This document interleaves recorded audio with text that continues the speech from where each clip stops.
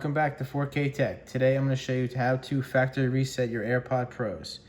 So what you want to do is open up the case here like that. Make sure the case is open.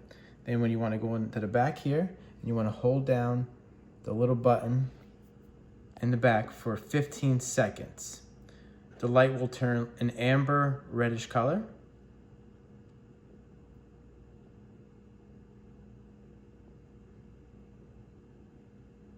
There we go.